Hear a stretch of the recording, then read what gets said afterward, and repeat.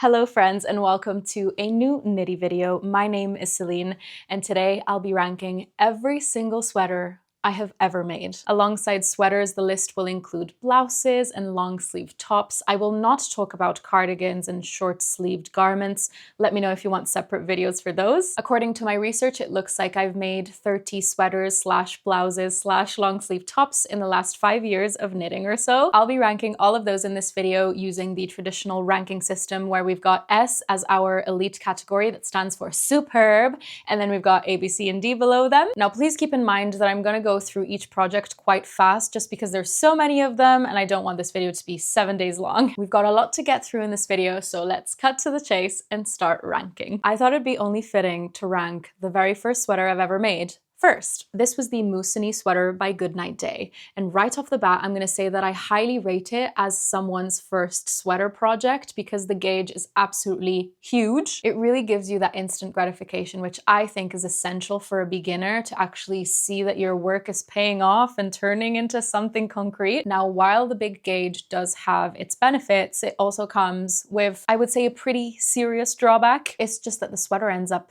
so heavy and chunky. You can't really wear a coat over it because it probably just won't fit. I think this pattern is fabulous for the process, but a little less for the project. As a result, I'm going to rank it into the B category because it is not perfection, but it is highly, highly satisfactory, and I'm proud to show it off as my first ever sweater. In fact, this first sweater turned out so good that I suddenly got hit by the most massive wave of beginner's confidence and decided to self-draft the sweater after it. I don't think I've got great pictures of this one. It kind of peeks through in some shots here and there. Let's say that the main reason why I really do not like this sweater is because of the yarn that I used. I used Drops Air, which can be a kind of bad yarn. Let me know if you've ever used Drops Air and what your experience was with it. For me, after very little wear, the fabric just looks very old and used and pilly, uneven, flimsy. But the other reason why the sweater looks pretty questionable is that I did the ribbing on the collar, the cuffs, and the hem with a bigger needle than the one I used for the body. I was a beginner, I was experimenting. Of course it turned out hideous. Considering all these points, she's going into the D category.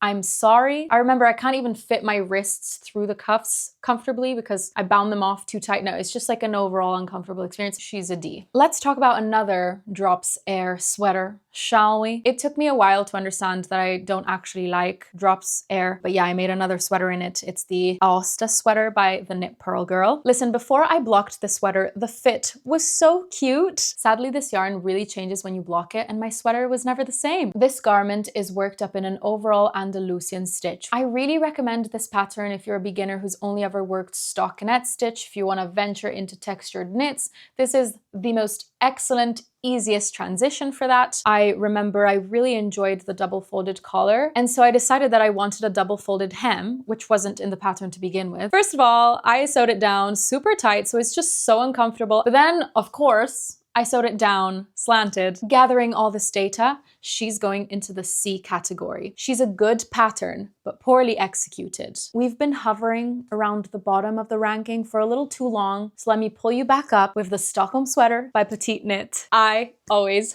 rave about her. She's my most worn sweater ever. Despite me having made this a couple years back, I still wear her all the time, more times a week. I keep it at the very top of my drawer so I can reach out for it super easily. There are many reasons why I love this sweater so much and why I perceive it as the quintessential sweater. The first one is that I used the most incredible yarn combination. I used 2 yarns from the brand Cesia, Mistral and Vivian. I can never remember which one's the super wash merino and which one is the mohair, and they're shocking together. It's so gorgeous. It feels so expensive and luxurious. The silk core of the mohair is the exact same color as the mohair itself, the fluff, so it's extremely seamless. It blends in so well with the superwash merino, and because it's superwash, it's nice and soft. And I know that there are some things that we don't like about superwash, but in this case, it works embarrassingly well. Also, keep in mind that Petite Knit does make her Stockholm sweater in 2 strands of mohair. I don't think I would feel the same way about the sweater had I used 2 strands of mohair. At the time that I made this, I did strongly believe that there was a modification that had to be applied to actually make this the best sweater ever. Following the instructions, I found that the sleeves were just way too narrow, so I ended up working 5 less decrease rounds down the sleeves, which means my sleeves are 10 stitches wider than Petite Knit's. And that's it, friends. She's going into the superb category because words cannot describe how much I love this sweater. The next sweater is a pretty recent one, and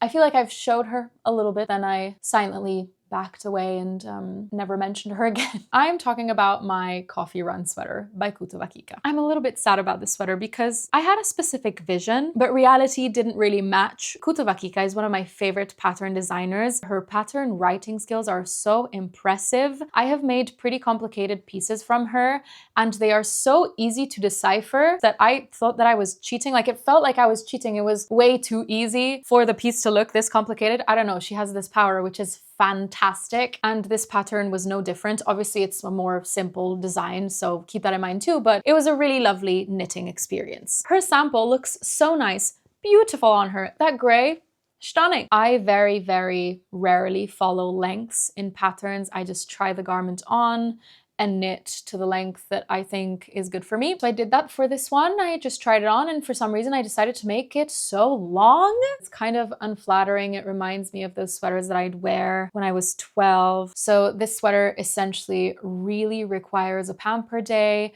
requires me to rip it back, or I don't know, cut it and crop it up essentially. That will save it, I know for a fact. But as it stands, I don't wear her because she doesn't look that good. I thought this yarn combination, color-wise, was going to slap, but it didn't. When I put this on, I feel like I really have to pack on the bronzer and the blush, otherwise it looks like I'm kind of green. It is with great regret that I'm going to allocate her to the C category. This is not given by the pattern and the designer, it's given by the color and by the fact that I knit this too long. Ooh, let's venture into something a little bit different. I have made a few baby knits in my time for my little cousin Samia, and one of those was Dagmar's blouse by Petite Knit. Look at that collar. I'm telling you, when she put it on for the first time, I thought she looked like a little candy wrapped baby. It was so adorable. Spoiler, the only reason why I'm not gonna put this into the superb category is because it's a baby knit and the baby grows out of it, and I'm a little bit petty about that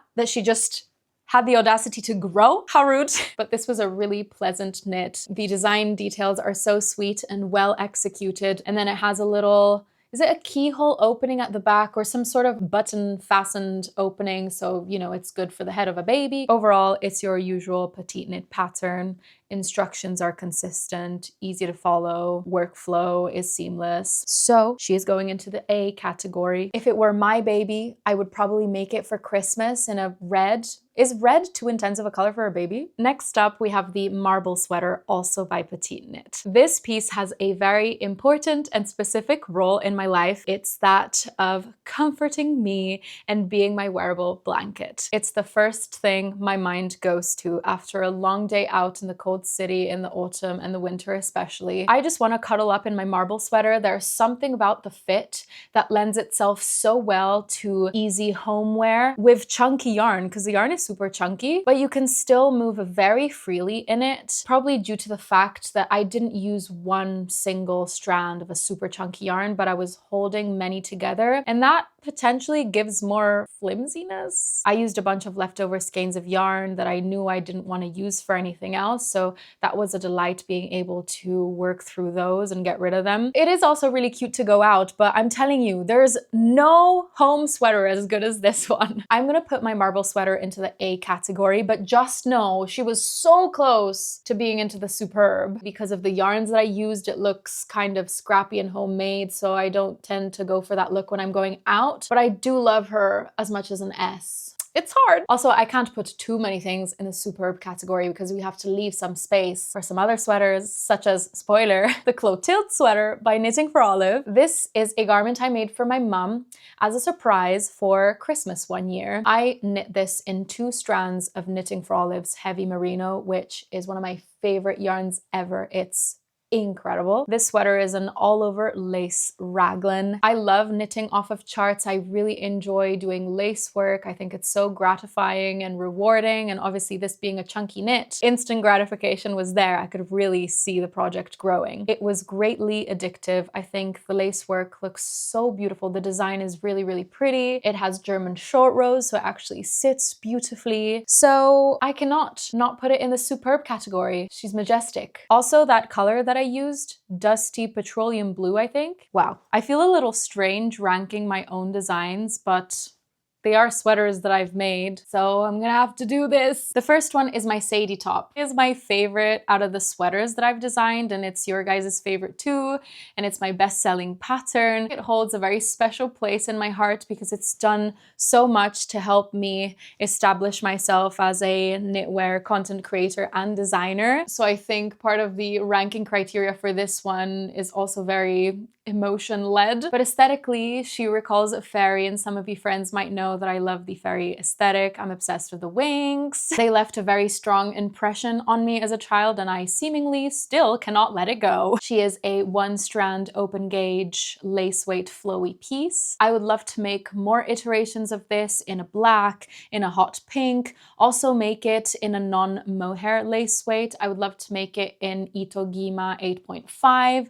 which is this lace weight paper looking cotton, or a lace weight linen like Isier Trio 1 or 2. I always get them mixed up. It would also look great using Isier Hua, I think you pronounce it, which is another 100% linen yarn. And now I'm gonna feel so very extra weird telling you where I want to rank her, but remember, very sentimental ranking here, so it has to go into the superb category. Next up, we have blouse number 1 by My Favorite Things Knitwear. This one's also a good one. I don't know if it's the double strand of the pure silk by Knitting for Olive, or if it's the elegant construction that makes me feel like a princess. Is it the dainty boat neck, or the long, subtle bell sleeves, or the beautifully fitting saddle shoulders? I can't tell. It was my time discovering the double-stranded pure silk. It is so scrumptious, definitely worth the splurge. Held double, this yarn holds up so well. I was so impressed because I have worked it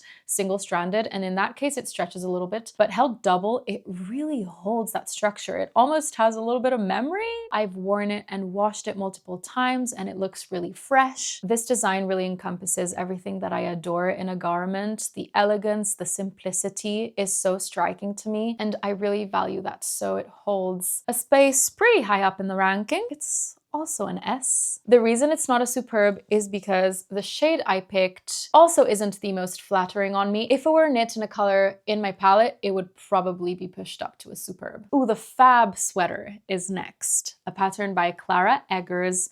I refer to this as my unicorn Michelin Man sweater. This is a two-toned brioche chunky sweater. Now, remember when I was talking about my very first sweater that I made that's really chunky, the Musoni by Good Night Day?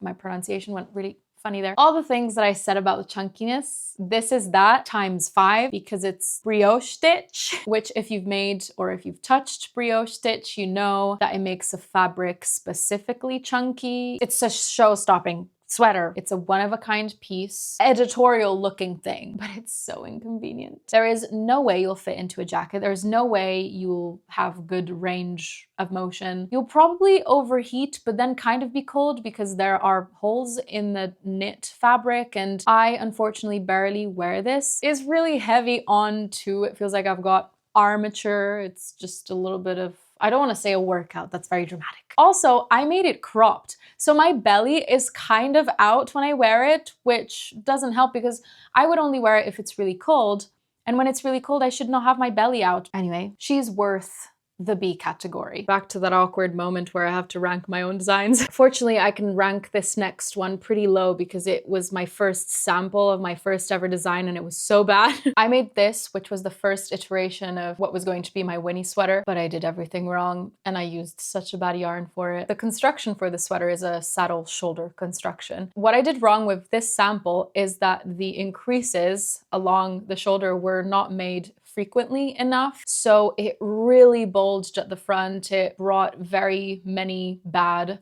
fitting issues. Then I also made it in a really large gauge that I don't personally think suits the silhouette. And also I used this yarn, I think it's Drops Wish. Kind of reminds me of Drops Air. It's like its chunkier sister. It didn't wear very well and turned out looking like a very, very cheap and worn fabric. She's gonna go in the D category. But we redeemed ourselves because I made the second sample of the Winnie sweater, this brown sample here. We made modifications that suited the fit and helped me serve my vision, and I think it turned out pretty nicely. It was delightful to turn this idea I had in my imagination into a physical product. It was my first time doing that successfully in the way that I wanted to. In the future, whenever I'll make another Winnie sweater, I think I'll try a different yarn just because this one is also one that I think could wear a little bit better. I used the yarn Soft by Issier. To be fair, I've worn this garment a lot, but I do want to try and find something that holds up a little bit stronger. I tried to include all of my favorite features in this first sweater, namely the bell sleeves. I love a mock neck. I also made it into an overall stockinette stitch. I didn't want any ribbing to interrupt the fabric. I wanted to be very sleek in that sense, so that it almost looks like you've cut the silhouette out of a fabric and kind of stitched the front and back together. So while the first sample was a D, the second and final sample got up to an A. She's cute, she's elegant, she gives off an energy that I love to embody. Next up, we have a men's pattern. This is the zipper sweater Men by Petite Knit. Another Christmas gift, this time for my dad. This was a semi-complicated knit, mainly because of the zipper. In fact, I didn't even sew in the zipper, I delegated it. I brought it to a seamstress. I just wanted it to look as good as possible, and my hand knitting skills are so tragic. I picked a yarn that was too bulky, so the fabric turned out really dense and heavy. So my dad can only wear it when it's super freezing. The other thing, I find that my dad struggles to zip it up all the way at the neck. When I wore it, I believe I was able to, but I see that he struggles to do that, so I don't know what's up with that. I remember having quite a few issues with my gauge because the top part of the sweater is worked flat, and then later on you join everything in the round. And my flat knitting was not even. My pearls were so much looser than my knits, so I had to rip it back a couple times, and I ended up fixing the situation by screwing in a narrower needle for my pearl side so that it would knit a little bit tighter and match the gauge on my knits. Fortunately, I don't find myself having this issue anymore years later, but if you do see that streaky gauge, that's how you can address this issue. Overall, a fun experience. I would rank this in the B category. I could push it further up by picking a lighter yarn, maybe addressing the narrow neck situation and see if I could make some modification in the stitch count to give the neck a little bit more space. And the fact that you have to install a zipper, I think, pushes it down for me just because it's a hindering factor in the process. Smoke the Sweater is my next piece to rank. This pattern is by my dear friend Stefania, also known as the Knitting Shura on Instagram. Oh my goodness, this sweater is so beautiful. It's a seamless top-down circular yoke. You start with a double-folded twisted rib collar, and it goes into this smock stitch yoke. The smock stitch then trails down the side of the body and develops into a split hem. And I loved the smock stitch so much that I had to put it on the cuffs. I picked this gorgeous lavender color. I used 2 strands of kid silk mohair by Drops, which is highly itchy. Would not recommend. This garment is extra girly, super sweet, makes me feel like a little candy wrap. Anyway, the smoke sweater can only be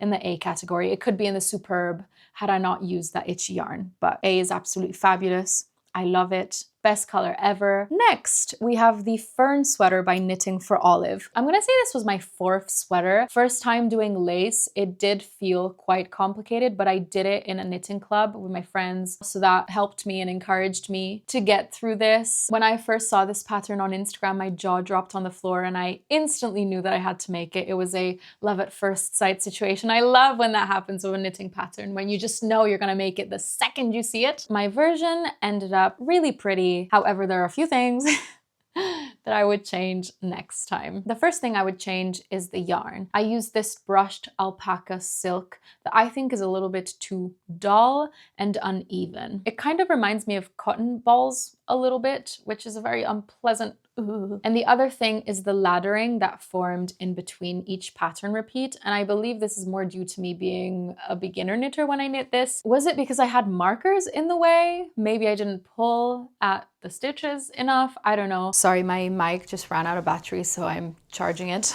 Due to all of the factors that I have described, my fern is going into the B category. There is so much potential to go further up, and I feel like for a lot of these sweaters that's the case, but B is still pretty good. Next, I'm going to talk about my Cumulus blouses by Petite Knit.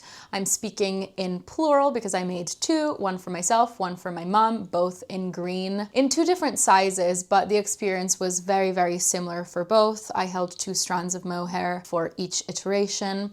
Mine was 2 strands of Tin Silk Mohair by San Escar, and my mom's 2 strands of Drops Kid Silk. I'm not gonna lie to you, out of the two, I preferred the Drops Kid Silk. The Tin Silk Mohair, it's scratchy, but in a rough way, whereas the Kid Silk is a little bit fluffier. The Cumulus is an easy breezy pattern. You know, when you don't want any drama. I think the only drama in this pattern is the I-cord, which takes a long time. I found that the larger size, the V-neck was a little bit too deep. And it wasn't just my mom and I saying this, it was also my friend who knit this for herself. She also found that the V-neck was too deep. From a size large upwards, I would probably try and modify it somehow to ensure that the V-neck closes higher up. It's a pretty neutral pattern, you know, I'm not overly obsessed with it, but it's also really good and a staple basic that you should have in your wardrobe. Because of all of this, I'm gonna put both of my Cumulus blouses in the B category. I feel like I would generally struggle to put any garment knit in 2 strands of mohair up in the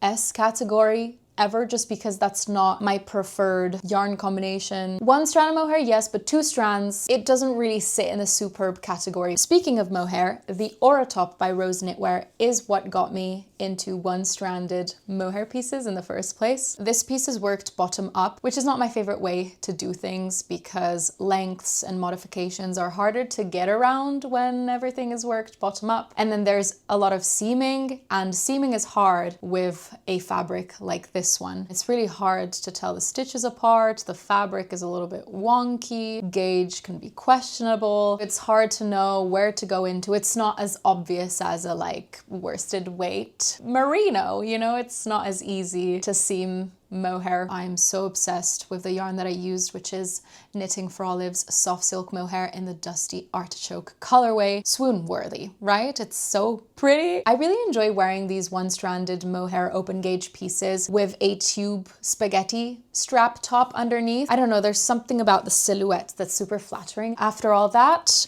I will put the Aura Top in the A category. Love the yarn, love the design, the process a little bit less. I recently released the Giovanni sweater. This is a menswear piece that I designed for my dad. This one's actually his favorite sweater that I've knit him. It's a V-neck with some subtle pearl details. There's one at the V that runs down the center of the body. They go down the sides of the body as well as on the shoulders, the back of the shoulders, and down the sleeves. And then the finishings, the edges are in this fun, subtle slip stitch ribbing. I made my dad's sample in this gorgeous cashmere yarn, so it's so soft and a very beautiful forest green that if you look it up real close, it's actually a mixture of black and fluorescent yellow. I got the yarn at Knitfest in Zurich back in November from this brand called Lowy Market. They sell excess cashmere cones, if we can call them that. It's just cashmere that would otherwise go to waste. So unfortunately, the exact one that I used is not available, but they always bring out new cones. So I really highly recommend you check them out because they also sell them for pretty cheap and it is good quality cashmere. I was very chuffed with these subtle design features in this sweater, especially the pearl columns. The slip stitch border was also a really nice way to venture away from your usual 1x1 rib or 2x2 rib. I didn't want it to be too crazy, so I thought that these features would be a good balance of intricacy and simplicity. For some reason, it was a bit of a pain to grade this one, so I'm kind of traumatized by that process, which really affects the way I rank this, but I still think it deserves an A. The forest green really suits my dad. He's very happy that it's a V-neck. My dad does not wear crew necks because it bothers him. I'm happy I could accommodate and make him feel comfortable with a v-neck. Since we're on the topic of menswear, I thought I'd bring up the Northland sweater by Petite Knit. I've actually made two. The first one I made in this beige with drops nip hole, and then I used knitting for Olive's heavy merino for the second one, and that's when I found out that heavy merino is one of my favorite yarns. I think this is such a good menswear pattern. It looks really flattering on different body types, so it makes it very flexible, really good for gifting if you don't want them to try it on. You're almost pretty much certain that this is gonna look really nice. The construction is a saddle shoulder, but in this case, you start it flat so that you can shape the scoop of the neck with increases. I can't remember exactly, but the gauge for this is around 17 or 18 stitches, so it's relatively big. It works up really fast and it is quite enjoyable for that reason, which is always nice for men's sweater because the sizes tend to be a little bit larger. It's more knitting, so that really helps, I think. I'm gonna rank my beige version in the B category because the yarn does not wear very well. It pills like crazy. My brother wore it skiing, and I guess the sweater rubbed against the coat and it was pill central. I have never seen so many pills on a sweater ever before. When he sent me a photo, I wanted to cry. Also, my brother is the same color palette as me, and just like me, beige doesn't do the greatest things. And then the burgundy version, friends, we have come to another superb knit. The design is perfect, the fit is perfect, the yarn is perfect. That yarn wears like a gem. Actually, it doesn't wear because it looks like I bound it off yesterday. It's insane. I don't know how they do it. I'm on a menswear roll. Let's talk about the Matteo sweatshirt, another design of mine that actually comes in two different versions. We've got the Aran weight and then the light sweatshirt weight. As the name suggests, I really wanted to mimic the look of a cotton sweatshirt, and the way I decided to achieve that was through these sweatshirt style edges at the cuffs, at the collar and the hem. This type of edge is quite rare, but it's so scrumptious because it makes the fabric nice and thick. I also wanted to mimic a sweatshirt cut using a drop shoulder construction. I made both of these sweaters in gorgeous colors, I think. The Aran one in this deep purple with specks of red and teal. It was New Life wool by Yurtagarn, which basically they just recycle a bunch of yarn. That's why you get those tweedy specks in there. And then the sweatshirt light I made in a yarn that's now discontinued, sadly. It's the Exquisite 4-ply. I think the shade was Baroque. It's so cool because it is a little bit metallic. It's got this really subtle sheen, probably given by the percentage of silk that is in this yarn.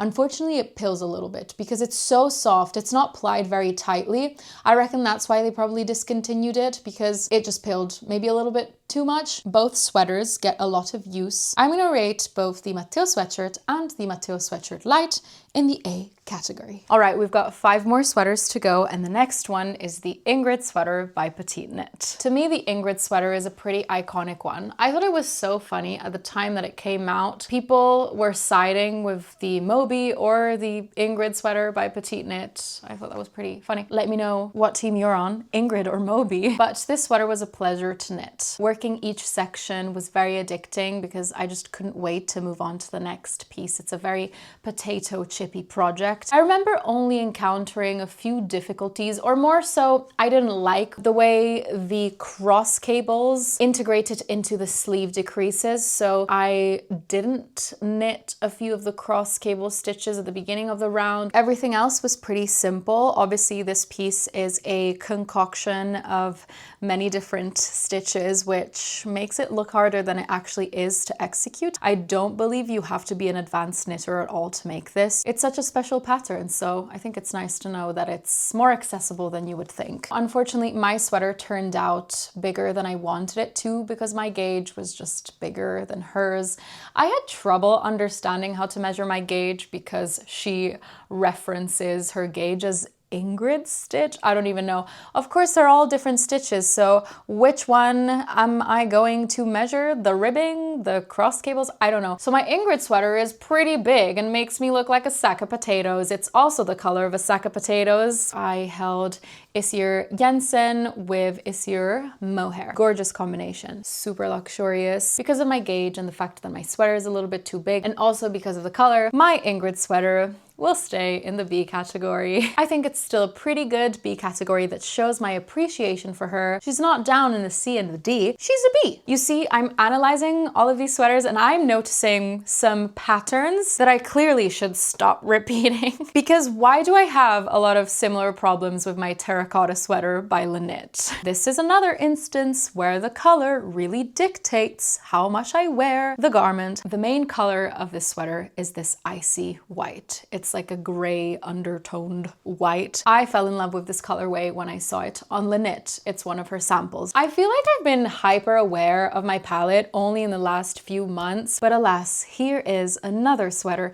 that must be paired with copious amounts of blush and bronzer. The second problem is the opposite thing that I had with my Ingrid sweater, is that it turned out too small and I wanted it to have more ease. Now, I think there's something a little bit shady going on with the designer wearing a much bigger size sample than the size recommendations. So I thought I was gonna get the ease that she shows in the photo, but then I didn't end up getting that. I'm not really sure what's happening there. At the end of the day, I still think it fits nice. It just didn't match my vision in the beginning. So whatever, we get over that. I actually had so much fun making this. Color work is probably amongst the most joyous techniques out there with knitting. The geometric colorwork designs are so satisfying and delicious to me. All of these elements sort of balance each other out and put my terracotta sweater in a neutral spot under the B category. It is so close to being an A, but the only way this could go up to an A is if I changed the main color, if I picked a cream that had the correct undertone for me. We could get it up to a superb if the yarn was Cesia, Mistral, and Vivian. Last menswear sweater that I've ever made is the Handstone sweater by Petite Knit. It is a very basic pattern. There's nothing that stands out particularly with it. It was a breeze to get through. I enjoyed the yarn that I used. I used Knitting for Olive Merino, held with the silk mohair in a very fun color, petroleum green. It's a raglan, it's easy. There's German shore rose to shape the collar. There's no body shaping. There is ribbing at the edges. You do the creases down the sleeves. It's very, very basic pattern. I guess it's a good one if you're looking for a very, very simple, standard raglan sweater for a man. I made it for my brother. It's his favorite color. His bike is this color, so you know he matches his bike. I will place it in the C category. Suki sweater by me. This is a design that came out after my Suki cardigan. That was the original Suki pattern, and from there stemmed the Suki sweater and now the Suki skirt to create the Suki suit. I wanted to make my version of a basic, simple, boxy fit crew neck. Now I have a love-hate relationship with the yarn that I used for this piece because it is 100% cashmere and it is the softest cashmere I've ever tried. Wearing it is an absolute dream. It feels ethereal, otherworldly. It doesn't feel like I'm on Earth, but the strand structure is kind of ridiculous. It's basically a strip of candy floss, which felt just by looking at it. So in order to make this sweater and be able to block it, I had to do crazy calculations and percentage scheming. It was such a process. And because it's so soft, it also pills like nothing else I've ever seen. So I can't really wear it out. It will pill, I'm not even kidding, in an hour, let alone if I wear a coat on top of it. And so now it's become a at-home sweater. I feel like this one's a little bit hard to rank. There are a few polarizing points that I've made, right? I'm gonna put it in the A category just because I really like the fit. I also do have an attachment to the whole Suki concept. I designed the Suki cardigan and the Suki sweater while I was watching Gilmore Girls for the first time. So, you know, that's a very important time in the history of my life to immortalize. And friends, we've come to the last piece, the last sweater in this list. It's the Sweetheart by Kutova Kika. This is probably the garment that I most heavily modified. I got rid of all the ribbing, so there's no collar, no cuffs, no hem. And then the fit. It's meant to have positive ease, and I have negative 10 centimeter ease, or 4 inches. The fit modification was completely unintentional. I just decided not to gauge this one time and it gave me 10 centimeters of negative ease. But it all turned out great in the end. I absolutely adore it, so yay! I also gave it a bell sleeve because again, I love a bell sleeve. So I placed some increases towards the end of the sleeve. Can we talk about this color? Oh my gosh, I love burgundy and I'm so happy that it became really popular this year. This is one of those kutuvakika patterns that clearly requires a few skills because it's quite complex. It's this all over lace, seamless top down circular yoke, but she writes them so well that it feels like you are cheating and they turn out to be so easy to execute. I don't really get it. The yarn I used was the Westwool Bicycle merino base with the glow hair. It's kind of hard to tell because I've never worked with each individually, but it does shed. I think it's the mohair and it pills a little bit more than I'd like it to. However, the pills themselves don't really grip to the fabric that much. So on the other hand, they are really easy to just peel off. I have been asked how this feels with the negative ease because obviously it's right up against my skin and there's zero space at the underarm. It's not a problem for me. As I said, my skin isn't sensitive, but I do believe that this yarn is actually not very scratchy at all. If you have sensitive skin, but you do want to try a mohair, this one is amongst the least scratchy ones that I've tried. And then when it comes to the no underarm space, do remember that this has a load of eyelets. So that helps with airflow and I find that it doesn't really bother me. And are you ready? I'm about to rank this last sweater. The Sweetheart will go into the A category. We have just gone through all the sweaters I've knit in my lifetime. I'm elated to see how many successful knits are on this ranking. We've got a really good blend. In fact, I consider myself quite lucky to have as many superb knits. Out of all of the sweaters I ranked, I will give the ultimate trophy to the Stockholm sweater. If we had a separate category on top of superb that could only hold one knit, my Stockholm sweater would be the one to take that place. And now, of course, I'd love to hear about your knits. Perhaps you can tell me what sweaters reside in the superb category, which ones, on the other hand, are in the D category. Anything you want to share, highlight projects throughout your knitting journey. I'd love to know how long you've been knitting for as well. That's a cool bit of information that we should exchange. Which sweater is your Stockholm sweater? Also, let me know what's currently on your needles while watching this video, and perhaps you could estimate where you would rank this work in progress once it's finished. Where do you think it'll reside? Friends, it's been a blast. I thank you so much for sticking to the end of this video. I really appreciate the company. I will leave my Instagram on screen in case you'd like to follow my creations more in real time and hang out on there. I will say bye for now, and I hope to see you in the next video.